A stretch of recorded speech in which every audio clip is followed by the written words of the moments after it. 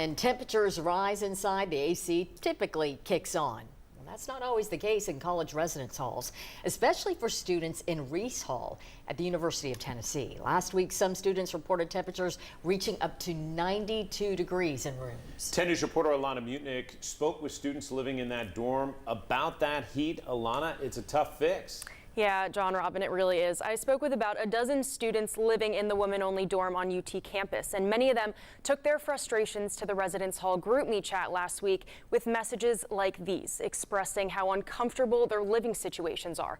One freshman living in the dorm tells me she stays out of her room when she can because the heat is so unbearable. When you're constantly uncomfortable, it messes with how you're able to study and do homework and stuff, and it messes with your sleep. That's Addison Hewitt, a sixth-floor resident in UT's Reese Hall.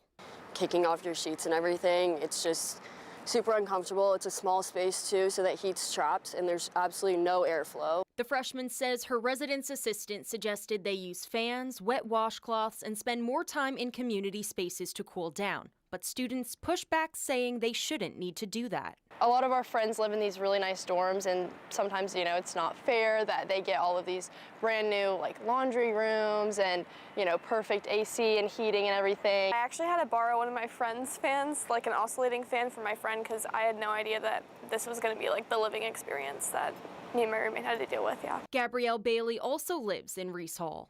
Not having jobs, most of us are having to go out our way to buy extra stuff to accommodate already paying to live here. She says the heat's affecting her privacy. They told us to prop our doors open. It's even when people are showering and stuff, their doors are propped open. Students took their concerns to an anonymous social media site, and the Reese Hall group chat was deleted shortly after. Everybody went into uproar in the chat. Hewitt wasn't involved in any messaging herself, but she understands why it got to the level it did.